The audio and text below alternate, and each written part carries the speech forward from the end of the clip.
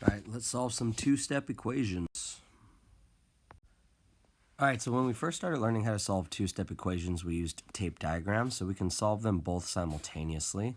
If I want to figure out what x is equal to, first I know that the total is 7, and if I take 3 away from that total, we're going to be left with 4. On my equation, I'm going to subtract 3, and whatever I do to one side, I have to do to the other to keep it balanced. And that leaves me with 4 on one side. The 3's cancel out because we took it off. That's like on the tape diagram, it's gone. And all that's left is how many x's? In the diagram, I can see that there are 2 x's, just like how the equation shows that. Okay, so 4 split up into 2. That means divide by 2. In my equation, I can do the same thing. Divide by 2 on both sides, and that gives me 2. So x is equal to 2.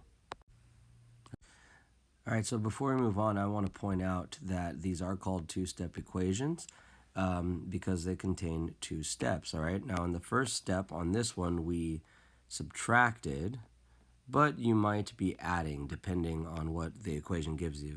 The second step, we used division, but you may be multiplying, and again, that depends on what the equation gives you. So let's take these steps and apply them to example number 2.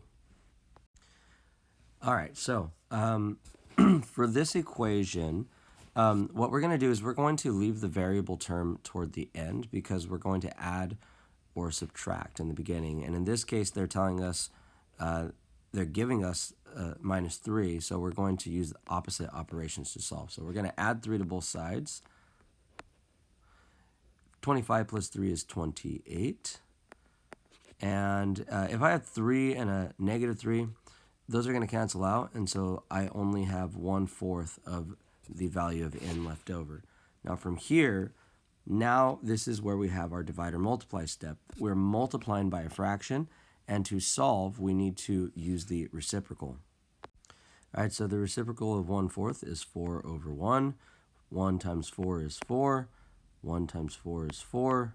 And 4/4 is what we have. So 4/4 n is on one side. We're going to multiply times 4 over 1.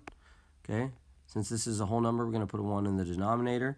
28 times 4 is 112. So that's 112 over 1.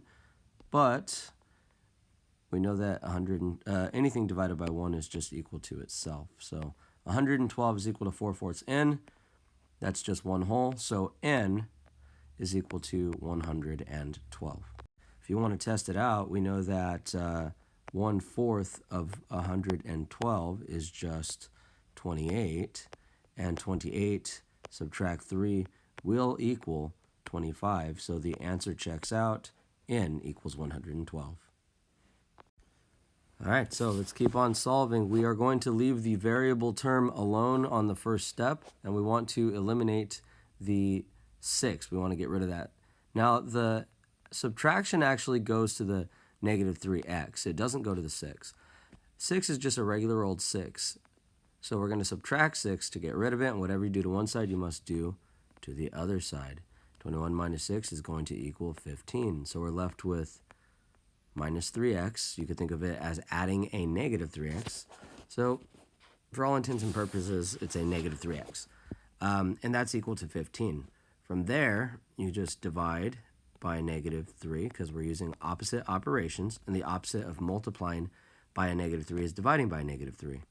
All right, so cancel those out, and you have x is equal to negative 5. A positive divided by a negative will be a negative, and that's why the 5 is negative.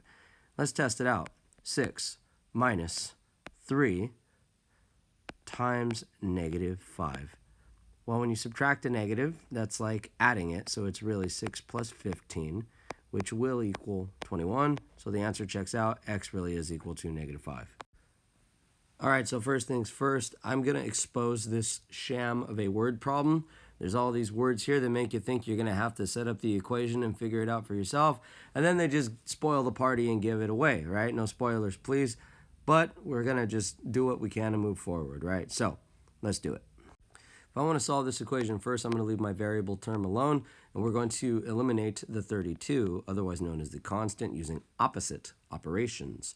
Now, the opposite of adding 32 is subtracting 32, And if I subtract 32 from both sides, I'm going to get negative 59. If you're wondering why that is, let's show that on a number line.